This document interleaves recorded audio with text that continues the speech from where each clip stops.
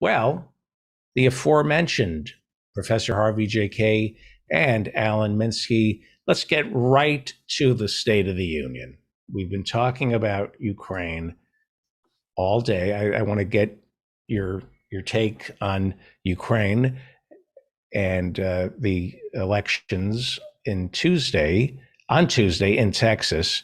But first, I know Professor Harvey J.K. I know that you did a 180 after the State of the Union, and you thought, this guy, this guy has got it. They were right. He is the embodiment of Franklin Delano Roosevelt. Am I misreading you? Yeah, I did a 180. I'm now standing on my head all the time.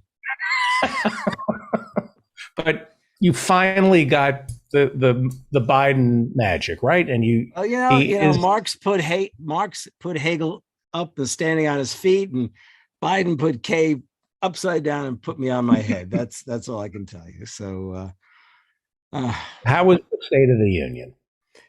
How was the State of the Union? Well, let me ask you first. I actually have a pile of things to say, and I want to get, but I may end up saying them out of order.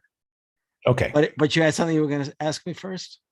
Well, before we get to Biden's State of the Union address, if you could give us very quickly your estimation of the state of our union. How is the state of our union? The state of our union is critical. How's that? It's critical. You mean we're being hypercritical? We should just be happy with it. That's it. Okay. Don't worry, be happy. That's it. That's it. Right. Is it, in all seriousness? And in all seriousness, the State of the Union the other night. Sorry, no, I'm cutting you off. I apologize. Is it as bad as I look? I'm looking at myself right now, and I'm thinking, if the State of the Union is as bad as I look, it's end times. Is the country as bad as, are we, Ukraine, the environment? Can it be as bad as it actually is? Can it be? Yes, it can be. Okay. And, no, look, I mean, everyone, I didn't watch the cable news commentary afterward on CNN or MSNBC because I don't watch those things. But I imagine that they all thought it was just a truly dynamic, and he laid out an agenda. I mean, all the stuff that you would normally hear. And I just thought to myself, how can it be anything else than crazy right now when no one talked to Biden about what he needed to say.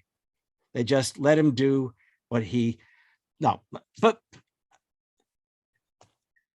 I think that his writing team, communications team, literally just picked up all the crap of the past year, chucked it into the State of the Union message so he could cover every interest group the Democratic Party worries about could sit there and hear at least some reference to their concern. Well, except for, say, the half of the Democratic constituency that are drowning in student debt, which didn't get mentioned once.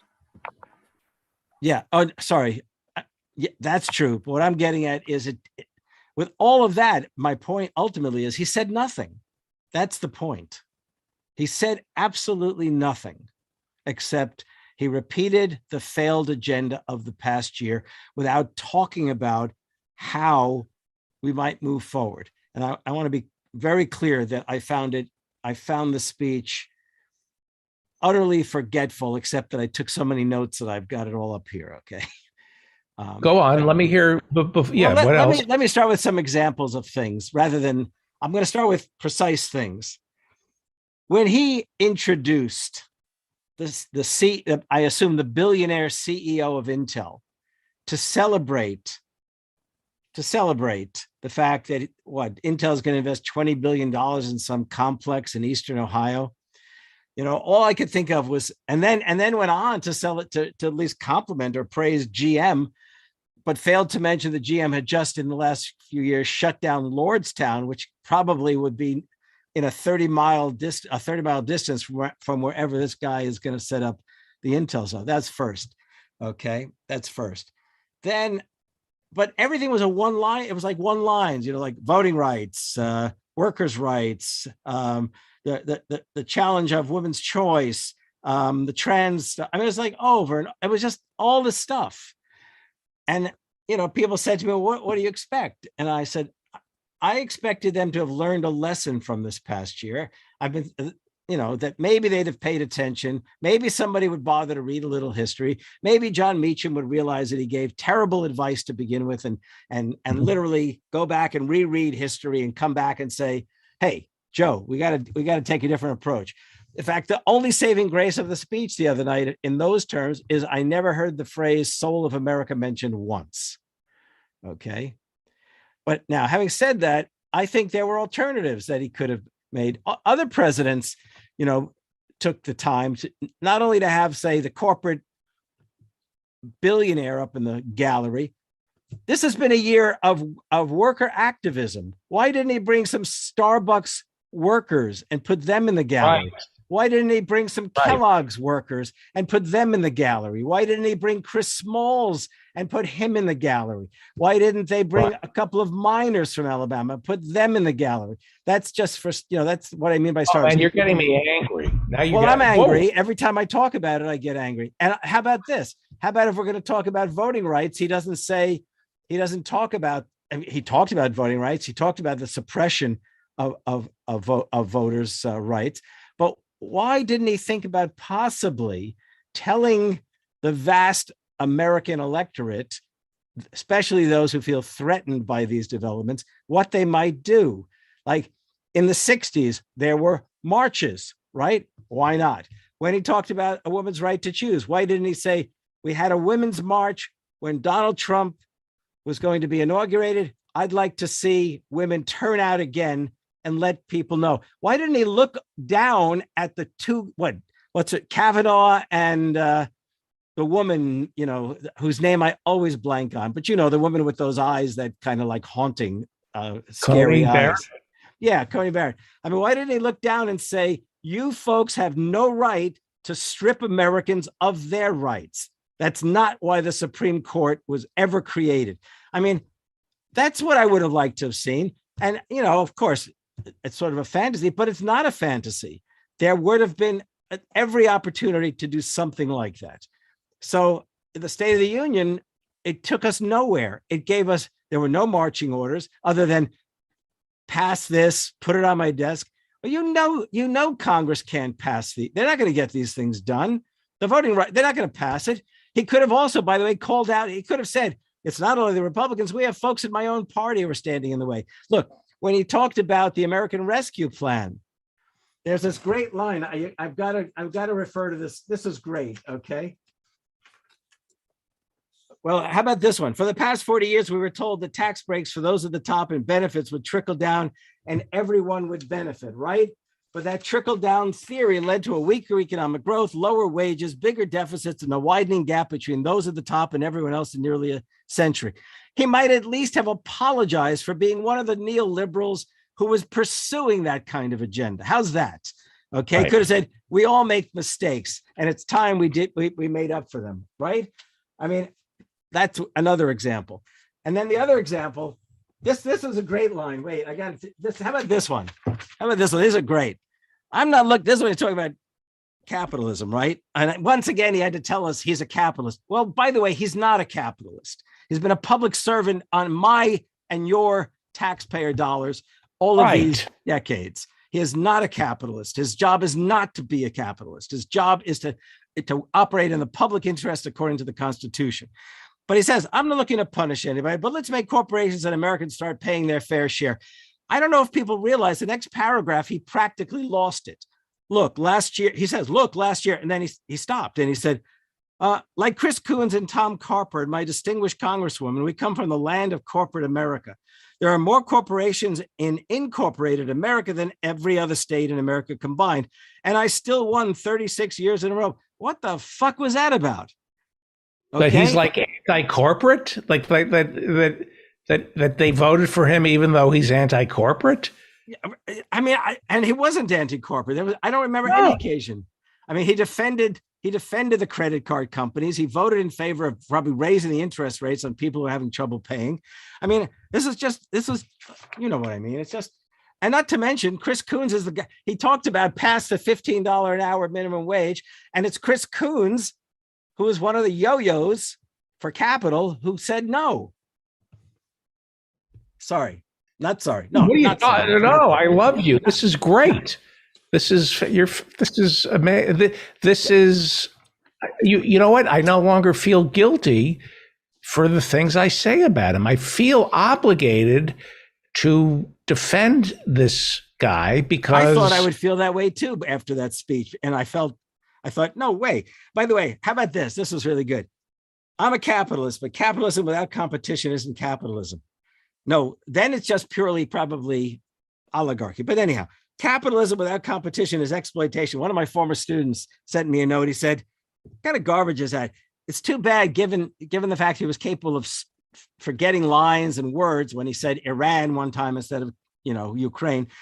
My student said, it would have just been smarter saying capitalism is exploitation, not capitalism without competition is exploitation. It would have been good if some lefty was running the teleprompter and pulled those two out, Right. So after the midterms, great job, Professor K. Are you finished? Do you want to keep going? Well, I don't want to keep Alan from offering something. He's got food in his mouth. I only have one. I have to because the food Joe's cooking looks too good. I have to eat. I'd go crazy otherwise. I know. He gave me a low blood sugar attack last week. I had to eat. Alan Minsky. Yeah, I do have something else to say. Yeah, I'm no, going right to let Alan digest no, it. Here's the condition for who we support for president in 2024. They have to agree that Harvey J.K. is one of the writers for the first State of the Union address they give, given his professional qualifications. I think that should be right. Amen. There. Amen. Back to Professor K. Yeah. So I sent this note around. I sent this note to friends high and low. In sum, Biden said all the right things and he said nothing. He offered a checklist for the Democratic base, except he called for more dollars for police. But he advanced no story, no vision. He didn't speak of how rights were won and that to defend them requires us to fight to enhance them. So, what a night. It was just such a, what a disappointment. He was a disappointment the day he took office. Yeah. There were a lot of executive orders he signed that, I should review those next week. And he came in, there were some things he's done, but we have to start defending him, don't we? We have to start saying nice things. Do we, Alan? I actually had a meeting with some people from the White House around, they wanted to talk to peace organizations around the Ukraine and, share their thoughts, hear us. And that was right before the State of the Union. And I was very focused upon what the messaging would be around Ukraine. And I suggested in that call a few thoughts I had, things that I thought fit with where he was on the Ukraine and ways he could amplify the message. And so I was ready to do some very positive tweeting out, especially thinking, obviously, from that call that a heavy portion of the speech would be about the Ukraine. But I think they said he moved on within 11 minutes or something, 10, 11 minutes. And then the balance of the talk was not about the Ukraine. And I was very frustrated, especially once he got past the Ukraine. It was, again, no mention of student debt, almost no mention of the climate emergency. In fact, I don't think climate change or the climate emergency, I think some phrase relating to that with the word climate was used once. There were policies he pointed to that clearly were motivated by the reality of the climate emergency. But again, very, very little said about that. And given where we are, given the IPCC report that came out this past week, that in itself is pretty stunning. And given that he didn't talk that much about Ukraine, it wasn't on account of the Ukraine that I'm gonna have to take this. This is from a family member. I'm a little worried. I can pick up. I want to pick up all the things Alan said. I'll be right Oh, something I did forget, and Alan sort of reminded me by saying what he didn't talk about. Just imagine if he had been up there and he reached into his jacket pocket and pulled out a pen, right?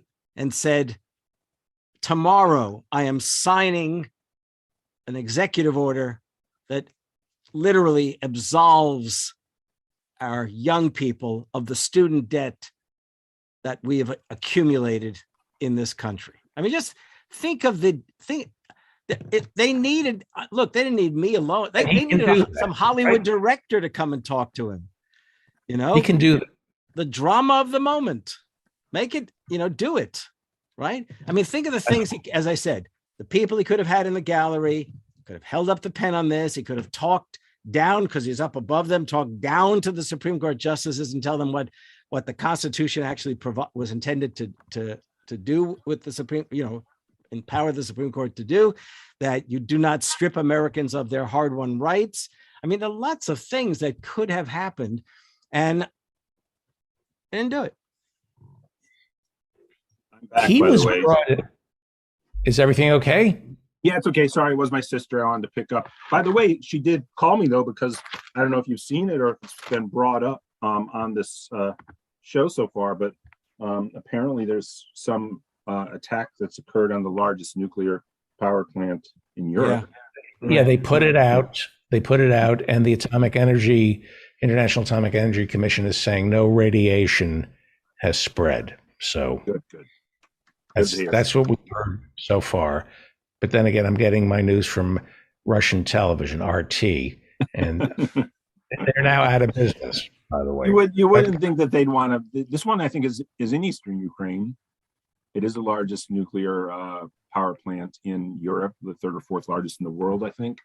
And it would be very stupid to do that to the Russian population, because I do believe the tendency with the way the world turns is that would all go to the east, as much as it did with Chernobyl.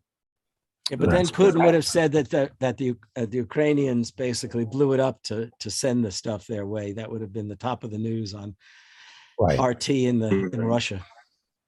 Let's pivot away from Russia temporarily, because we've been talking about it all night, and I definitely want to hear your reaction. I'd like to find out if you're for or against the invasion of Ukraine, and just making light of tragedy. That's what we do here on the show. Let's get back to the midterms. Texas had primaries on Tuesday. Professor Marianne wanted to know what Alan's take was on the congressperson who won in Austin, the candidate who won in Austin. We have a socialist. He's great. And Greg's a great guy. He's going to be fantastic. Very does not pull punches. Very forthright and direct. And it was also an effective representative for his constituents on the Austin City Council. So he's going to be a very good congressperson. And I also think I think he will also be a very high-profile congressperson, in that Austin is obviously, a considerable political and media center in the country. Cisneros? Cisneros is, I don't know if people looked at it, but Cisneros, 2/3 as many people voted this time as last time in it. That's what happens in off-year elections. And I think Bernie being on the ticket helped her a lot last time. What helped her this time is that the district expanded into more of Metro San Antonio. Obviously, a lot of money is going to be thrown at it. A lot of money has already been thrown at it. First, just stepping back from it, what an insane political system. I mean, look at how much money was in that race already. Now divvy it up per vote. How much does each vote cost? It's insane. Okay. And it's unfortunate she didn't win on the first ballot, because now a lot of money and energy from the progressive left will go back into that race as opposed to into other races. She definitely has a shot. And she has an opportunity to introduce herself. When you have a primary in March 1st, in an off-year election, that in itself is part of the incumbent protection racket, right? And so she gets to now go, twice as really. She had about 7 weeks to campaign since the district was set. Now she gets about 9 to 10 more weeks, no more than that, 11 about to campaign. So considerably more time. I think she can win it.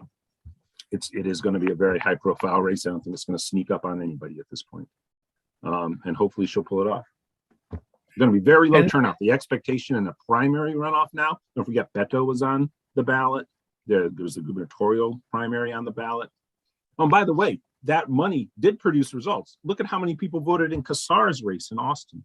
Turnout is so low, which is why it's so important that however many people are here watching this on all the platforms, if y'all just got active, you know, we can win a lot of these races around the country. This is low-hanging fruit, folks. Is it apathy? Is it apathy or is it voter suppression? I mean, it's the long-term trend of people feeling like the representatives they have don't represent them. They don't directly address the issues that they face in their lives. And this is. But what about these draconian laws that they passed in Texas to chill the voter turnout? Well, apparently a lot of the mail-in ballots were rejected because of how difficult they are to fill out. And of course, that was a Republican push because the Democrats, we all know, used them last time and Trump discouraged their use. And even though in the past Republicans voted heavily more by mail, they can't think past the last year or so of the political narrative, last 2 years. And so they were pretty much making it very difficult. That's not assumed to have hurt Cisneros. It's actually assumed that probably would have hurt Cuellar to have was more of the vote would have been mail-in from his camp. At least last time she won election day and lost in the mail-in vote. So, you know, there's that. You have to be over 65 to qualify for a mail-in vote? I would assume that would skew Republican in Texas. It would also skew conservative towards Cuellar in that district, of course, too. Yeah, so all that stuff. But it was a good day for progressives. It was good. Getting Kassar, he's definitely now squad number 7. Member number 7.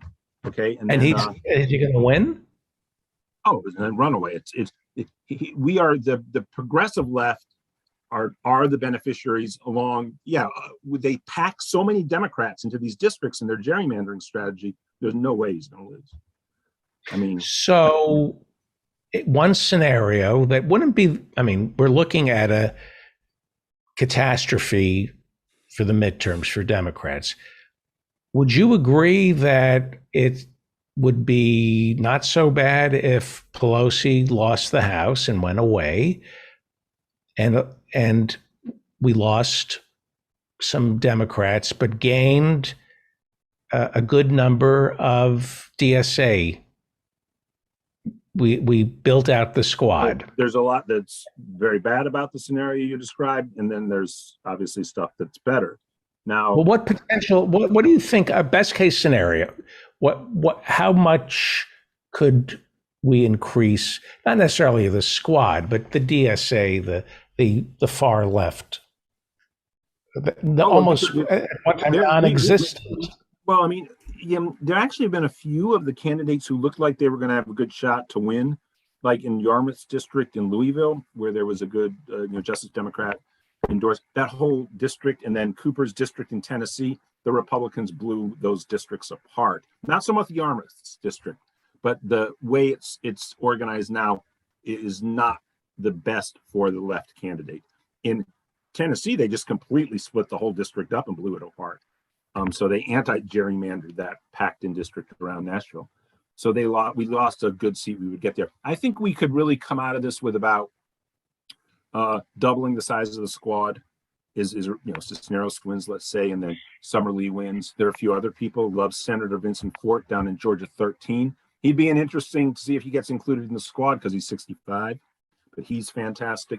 Nina has a shot. Don't think Nina doesn't have a shot. You take the national focus off of that and leave the people of Cleveland to their own, then you might see that Nina Turner is a more popular person there than Shontel Brown, and that the politics are more attractive. So we could come up with 12, 15 squad members, and then just a generally more progressive caucus. Now, it may be a scoop to the folks on the Feldman Show. I don't know if you've heard this, David, but there's a lot of speculation, more than speculation, that if the caucus does shrink and it's more pronounced in being progressive, that Pramila Jayapal will basically move out Kathleen Clark and become the progressive standard bearer to challenge.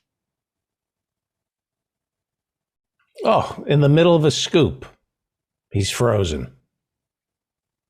To challenge whom? I would say Nancy Pelosi, but he's frozen. Yes, Oh I my! don't know what he ate, but that sure did it. It's the curse of Clarence Birdseye. Once again, Clarence Birdseye strikes again. That right wing troll. Well, But I want what to were give your? you, here's some good news out of Wisconsin. We have had so little good news politically. So the Supreme Court of the state of Wisconsin decided that they would accept the governor's proposal regarding redistricting. So as a consequence, it's more likely the Democrats will not lose a seat in Congress from Wisconsin. And it may actually position the Democrats to take away one of the Republican held seats. And it may actually lead to a larger caucus of Democrats in the House and in the Senate and Assembly in the state legislature. And I can tell you, given what's been the case since Scott Walker 2010 victory and the Republican hold on the legislature, that's a real development in Wisconsin. Right. And you just got to keep grinding away and look for your victories and keep fighting. Was there ever a time you were optimistic about the way things were heading in this country? Well, yeah, I always tell my students, and I think I've told you before, that if you had asked me, this is a sign of optimism. If you had asked me, even in the especially in the Nixon presidency years, I think it would have been, let's take 1970, 71, as the dates I'm talking about. I assumed we were going to have national health care, by the mid 70s. I figured it was a done deal. And that would have been a real sign of progress in terms of social welfare, right? I mean, I think prior to this, yeah. Go ahead. Go back, Talon. Go back, Talon. That's fine. Go back to your scoop, Alan. Oh yeah, so Pramila Jayapal. A lot of people believe that she will challenge Hakeem Jeffries to be the next leader of the party. If the Democrats don't get the majority, the caucus shrinks in size and is conspicuously more progressive. All of which right now sort of are the odds-on likelihoods for where things will end up. I'm a little bit more hopeful about holding on to the House. I wouldn't say it's odds on that it will happen, which goes back a little bit more to the way that the mainstream press and the public are processing things like Biden's speech. And again, a lot of that is it's the shallow end of politics. But Biden is seen. I mean, I don't know how many people I've spoken to, but they'll say things to me like, my parents are watching him and all they can say is this guy shouldn't be president. He's way too old. And he's way too old to be president. These are older people saying this. Oh, this is what's being told to me. Yeah. And I talked to a lot of people about this. And and obviously I'm anti-ageist. I would love, I'm very much in favor, huge advocate for Senator Vincent Fort getting into Congress, and with him for a lot of our partner organizations, PDA's partner organizations like Justice Democrats, love him. But I do think there's sort of an implicit ageism in what they're doing. It'd be great. And of course, they all endorse Bernie, right? But I'd love to see them to endorse a 65-year-old candidate, not only and be endorsing people who are, 45 and younger. And, but, there's that. And then there's the reality of how Biden appears to people.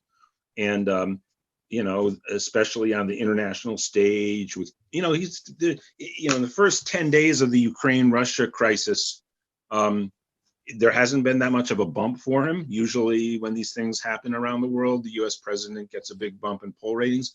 And I think that goes to, again, what is it about presidents that gives them that bump? Again, very shallow, but not an insignificant element of American politics is, does the person look strong? Does the person look authoritative? They're looking for that. At least that's what they tell the pollsters they're looking for.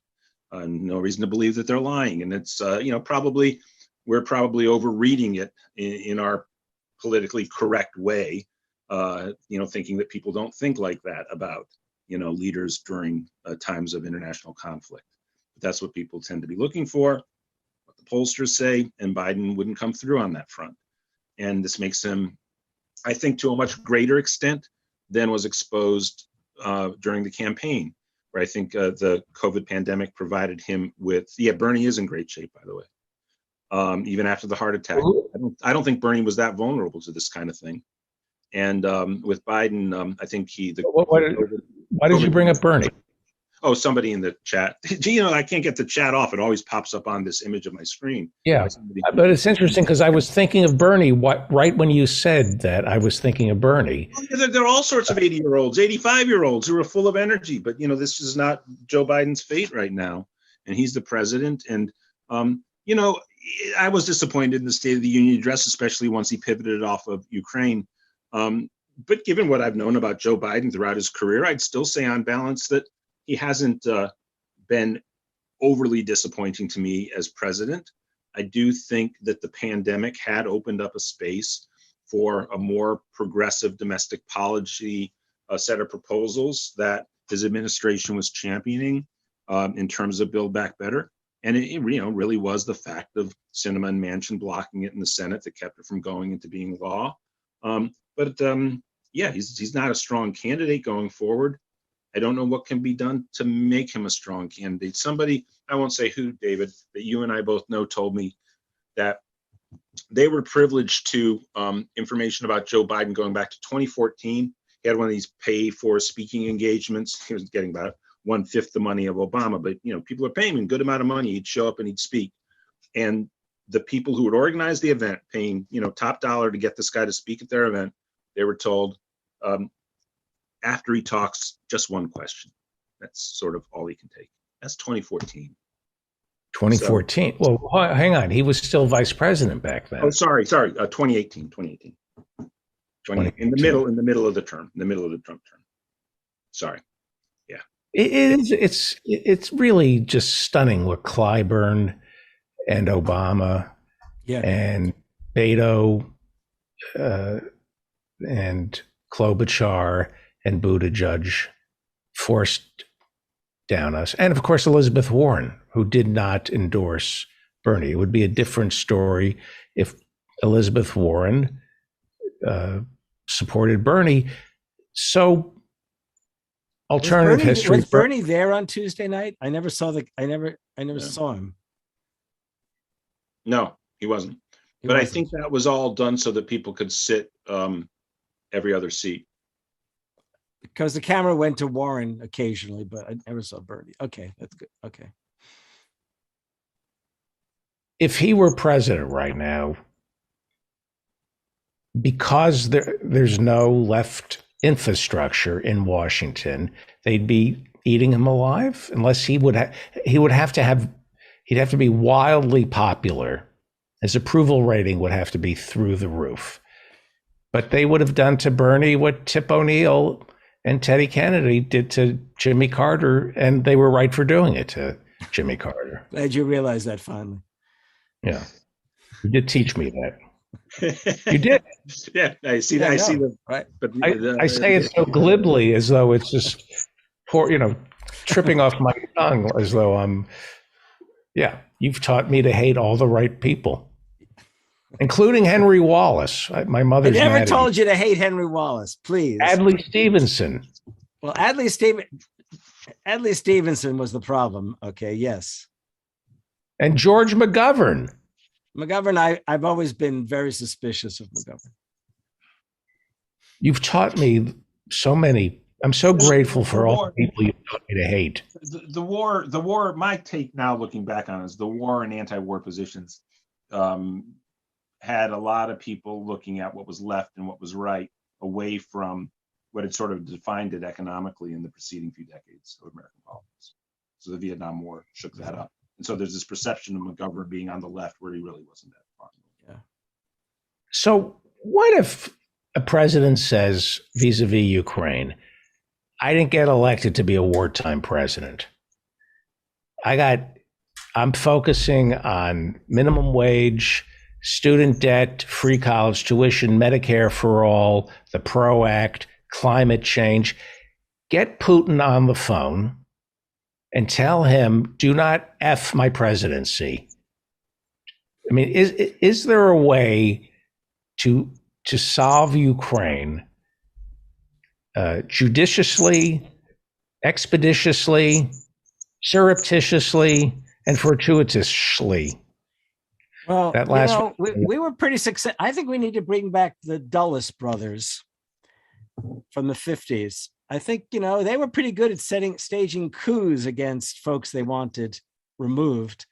And right. I think it would have been great if we could invest billions in a good coup in Moscow, I would think. Well, come on. They would have tried that. Didn't they try to get Stalin and Khrushchev?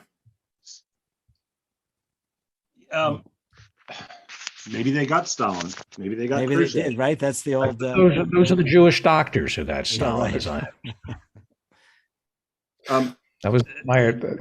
We keep try to keep anti-Semitism out of our conspiracy theories as best we can. Well, that's a good. Isn't that a feather in their yarmulke?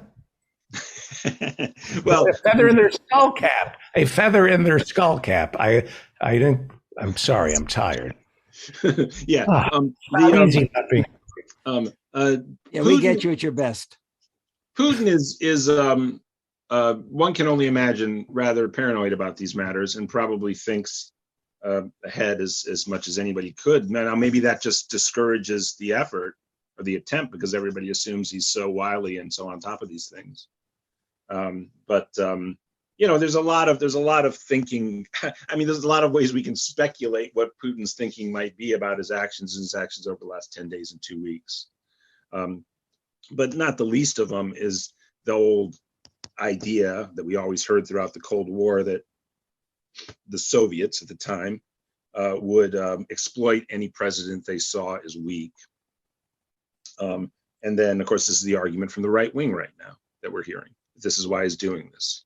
And again, sadly, this seems to have some resonance in the poll numbers that people are, there's apparently a very large number of Americans.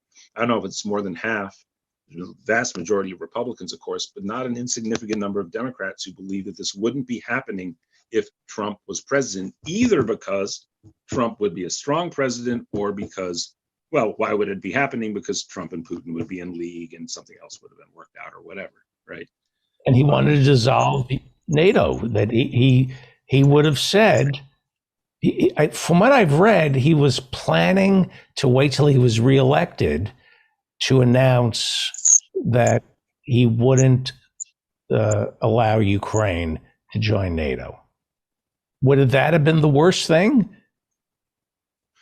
For a president to say, look, we love you, Ukraine, but we're going to protect you by not letting you into NATO. Well, as of right now, it looks like NATO is tremendously popular with all the Western European countries and is not going to be dissolved anytime soon unless the United States tried to. But if the United States tried to step away from it and it was under a president like Trump, and assuming that you don't yet have, say, a Le Pen government or something in France, then I think you would not. You would maybe see the Europeans form that alliance in the absence of the United States. But again, the Trumpian logic, the old Putin made NATO popular. Yeah, absolutely. That's what's happening. Yeah, that's right. And solid. The main thing is surprising solidarity. Well, the other thing, though, this is the thing, though. Okay, somebody just wrote in we're attacking Biden too much. I don't think that a lot of the best ideas that we can put forward right now around this conflict in ways that they could be resolved are things that Biden wouldn't maybe embrace. Now, there's a lot about him in foreign policy that, of course, I feel is nowhere near the kind of policies I would promote. But if there is this, and this came up in the previous segment you guys had, you were talking about the authoritarian right across the world. You have it in Hungary, you have it in India, you have it in the Philippines, you have it in Brazil. Certainly Putin, right? And then you had Trump in the United States.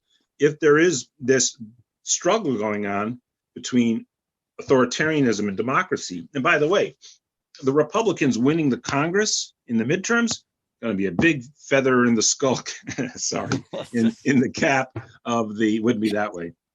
So maybe, I don't know, where Israel fits in all this is another question, right? in the authoritarians, because that's the moment that the Chinese Communist Party says, look at the American political system. It's completely dysfunctional. You got a split government. They're not going to be able to do anything. They can't respond to crises, right?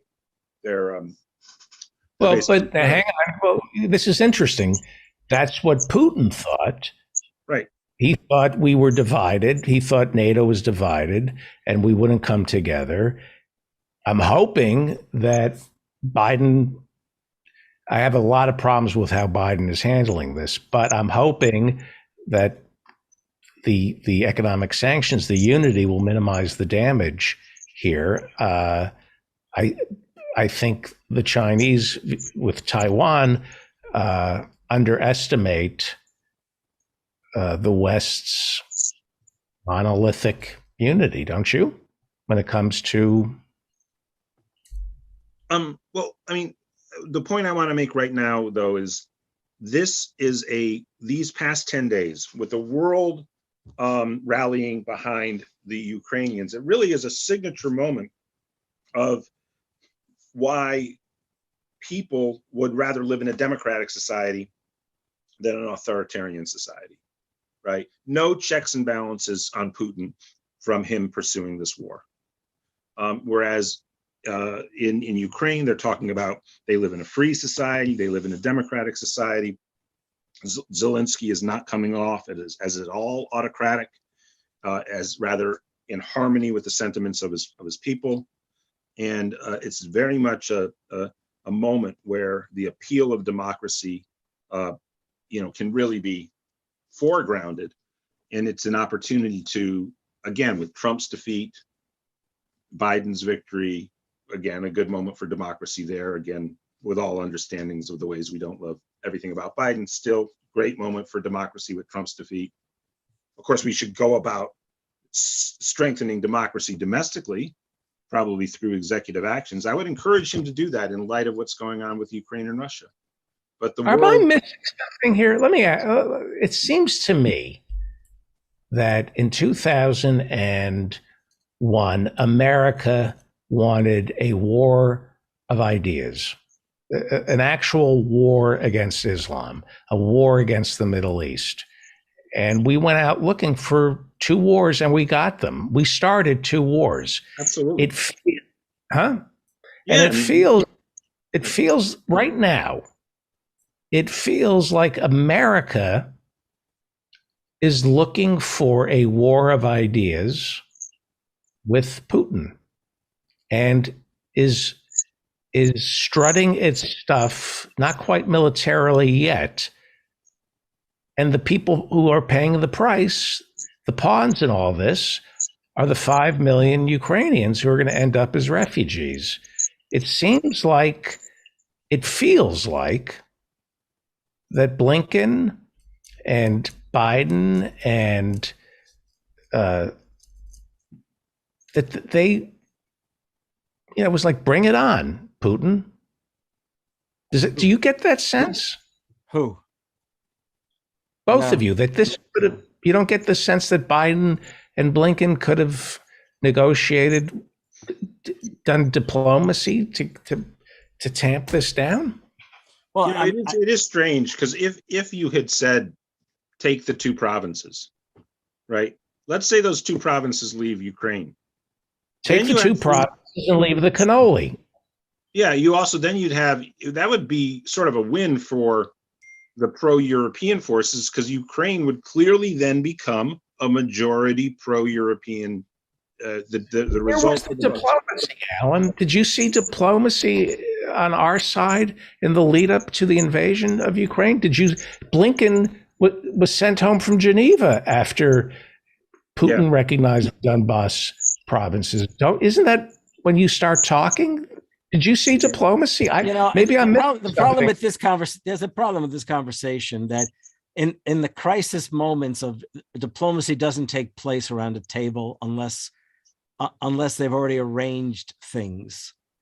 It takes place by way of phone calls and communiques. It doesn't take place around a table. Never does. Absolutely never does. Yeah, Macron talking. I'm not finished.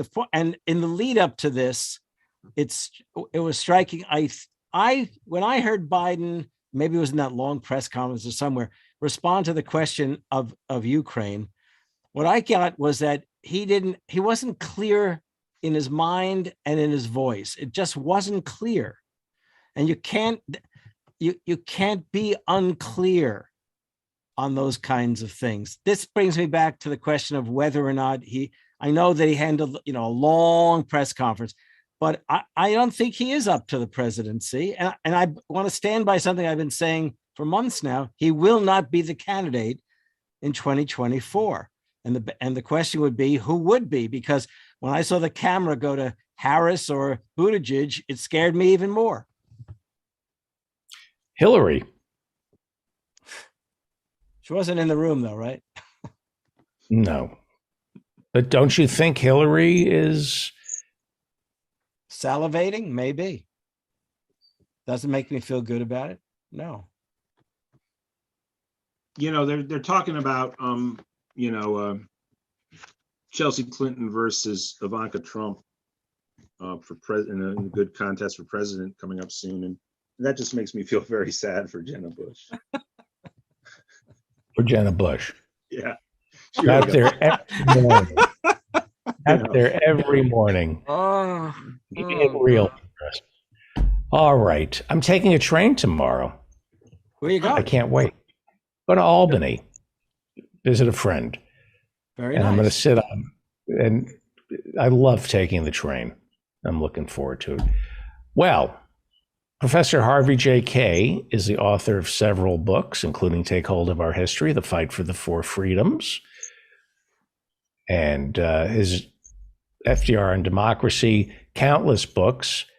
The new one coming out in the fall is your first book. Everything old is new again. Everything old is new again. Your History of British Marxist Historians. Yeah, the British Marxist historians, right. Follow him on Twitter at Harvey J. Kaye. Alan Minsky, Executive Director of Progressive Democrats of America. What do you think of Joe in Norway's Cabbage Camp? I have to say, it's amazing to watch, isn't it? Well, I think if the precondition for our the progressive candidate that we will embrace for the 2024 Democratic primary nomination, that Harvey J. Kaye be a speechwriter, I think it also should be that it not be Joe Biden, Joe Manchin, or Joe Rogan, but rather Joe in Norway that we rally behind. That's the Joe. Cabbage. I just want to say, I just want to say it, David. You know how we launched the public discussion on last week on the Economic Bill of Rights here on the show. That was the beginning of a major road tour that Alan and I are doing by way of Zoom. So like tomorrow morning at 8:30 Eastern, we're going to be on the Ben Dixon show. Monday night, we'll be on the Jen Perelman show. Later that night, we'll be on John Fugelsang's Sirius XM show. Upcoming, we'll be doing the Young Turks.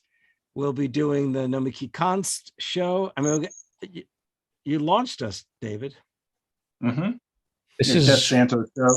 Let's not forget Jeff Santos show. Yep, Jeff Santos show, right? And are you going to play this?